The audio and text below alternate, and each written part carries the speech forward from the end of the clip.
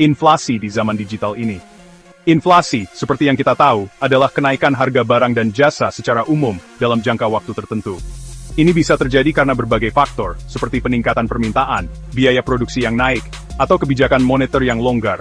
Bayangin kayak lagi kupas bawang, makin dikupas, makin bikin nangis. Setiap lapisan bawang yang kita kupas, kita menemukan lebih banyak air mata.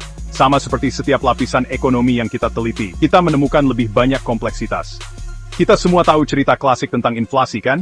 Seperti ketika harga barang-barang kebutuhan pokok naik dan daya beli kita menurun. Bank sentral cetak uang kebanyakan, harga barang naik. Masuk akal ya?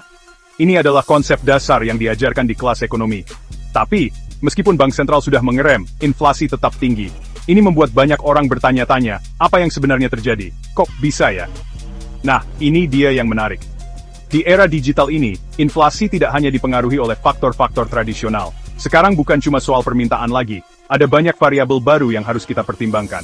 Harga naik, meskipun kita nggak beli lebih banyak barang. Aneh kan? Ini menunjukkan bahwa ada faktor lain yang bermain di balik layar.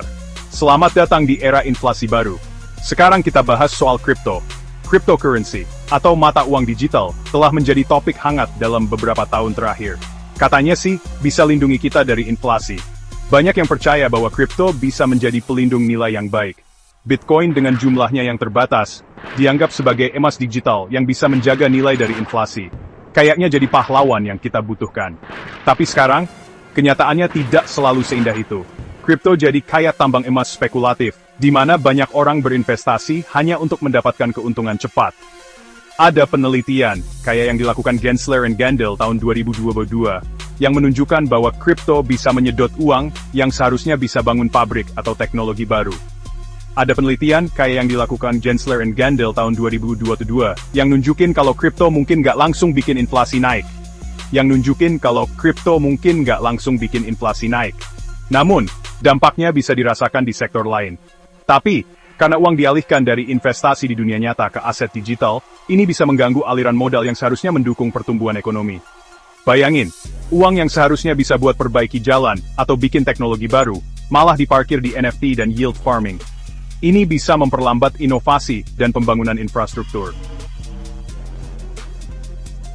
Ini bikin ekonomi kita kekurangan modal, produksi jadi lambat, dan harga-harga naik. Di zaman digital ini, inflasi bukan cuma soal jumlah uang beredar, tapi juga soal kemana uang itu mengalir. Uang yang mengalir ke aset digital bisa mengurangi investasi di sektor produktif.